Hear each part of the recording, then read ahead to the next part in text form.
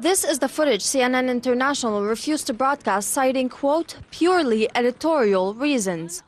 Award-winning investigative journalist and former CNN on-air correspondent Amber Lyon, who just didn't buy CNN's claims, decided to blow the whistle on the channel for censoring the coverage of the uprising in Bahrain.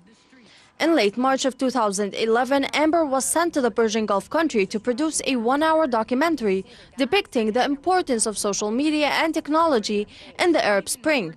The documentary, entitled I Revolution: Online Warriors of the Arab Spring, exposed the brutality and aggression of the Saudi-backed Bahraini regime forces against peaceful protesters, killing scores of them and injuring scores others. The documentary also featured Lyon's interviews with some members opposing to the US-backed monarchy and human rights activists, such as Nabil Rajab, who is currently being detained by the Bahrain authorities and kept in isolation without any explanations. Several of those who aided Lyon in her assignment were reported to have been charged with crimes. Lyon herself and her crew had also been detained during their journey by who they were quoted describing as 20 heavily armed men with ski masks who pointed machine guns at the journalists, forcing them to the ground. After her horrific experience, Lyon couldn't but call on all journalists to have the courage and speak up. In Bahrain, we are demanding for democracy, but although we are very peaceful and we have the right to demand for the democracy, but those countries who say we are defending the democracy, those countries who want to move, from dictator to democracy, they are supporting the dictator, regimes. CNN has been paid by either Bahrain government or Saudi government, so that's why they keep it quiet. Since mid-February of last year, Bahrain has been the scene of anti-regime demonstrations.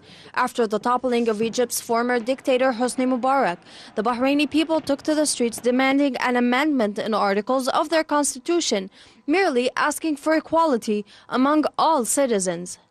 In spite of holding red roses to symbolize unity and peace and refusing to raise any flag, but that of their country, Bahrain, the Bahraini authorities' response to demonstrations was brutal, leaving no room for dialogue. Killing people is happening in Bahrain in a very savage and unacceptable way.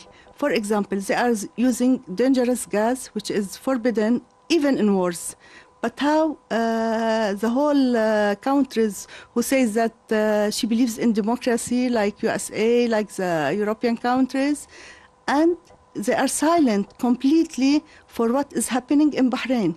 To add up to the miseries of the Bahraini people, the Kingdom of Saudi Arabia and the United Arab Emirates have deployed troops to help the Bahraini forces suppress the peaceful demonstrations, which at times included up to 70% of the Persian Gulf country's population. So far, scores of people have been killed and many detained for practicing their constitutional right of asking for reform. Altaf Ahmed, Press TV, Beirut.